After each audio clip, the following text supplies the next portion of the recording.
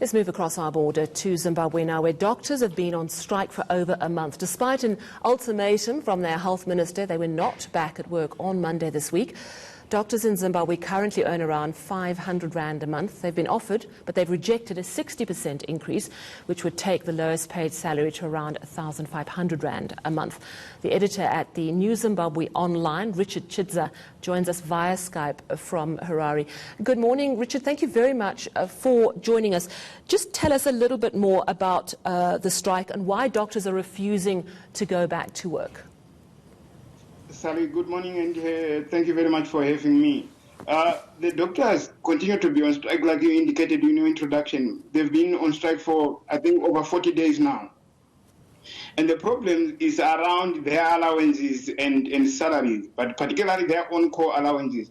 They want these rated at the interbank rate between the Zimbabwean dollar and the US dollar, which the interbank rate at the moment is around 1:15 or thereabouts. So they want it, and their salaries also, they want them, they want to be paid at that rate in local currency, but at the interbank rate that's ruling at a particular month.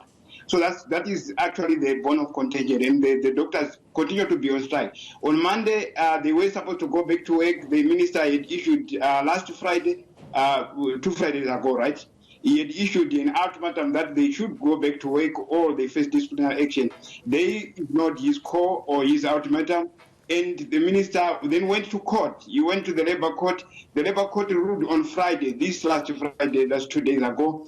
The Labour Court ruled that the strike by the doctors is illegal and they should go back to work within 48 hours. 48 hours of the order, that's from Friday. I think the ultimatum or the order lapses, I think, around today or early tomorrow, thereabouts.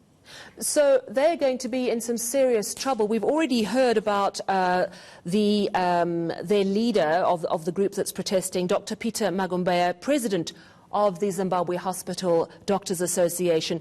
On September the 14th, he went missing for 4 days. He was found at the side of the road in a very, very bad state. How serious is this getting? How much risk are these doctors taking?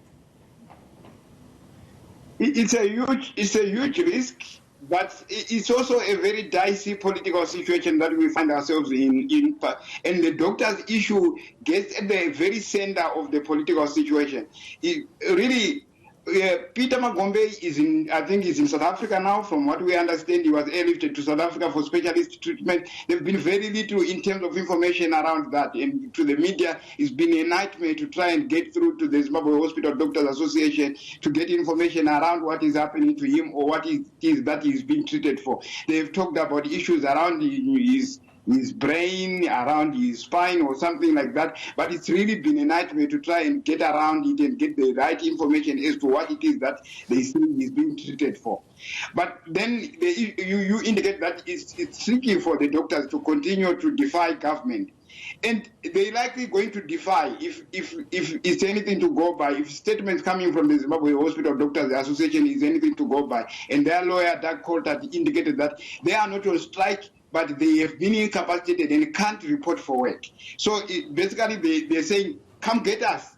And I'm not sure how the government is going to enforce the order now. And there is an article in the state-run Sunday Mail, it's a Sunday paper, by the permanent secretary in the Ministry of Information. He kind of draws parallels between Zimbabwe, India, in Europe, including South Africa also. He says he draws parallels around the laws regulating protests and protest by essential services. And from there, he says government can actually ban protest or picketing by essential services, including police, soldiers, and doctors. Richard, what impact is all of this having on the health system in Zimbabwe, which I would imagine has been under strain for quite some time now? It's a desperate situation, Sally. It's a desperate situation. People are dying. People are being sent home to die from home. There's nobody at the hospitals. And I'm made to understand yesterday, nurses called for a strike. They're going to go on strike, nurses as well. And this is going to probably exacerbate an already very desperate situation. And Like I indicated, people are being sent home to die. There is nobody in the world, not because there are no people who are sick in Zimbabwe, but because there is nobody to attend to them. People have realized it's wasting time to go there, and very few people can afford private medical care. That sounds absolutely horrific. Thank you so much for that update from Zimbabwe. Correspondent Richard Chidza from the New Zimbabwe online newspaper.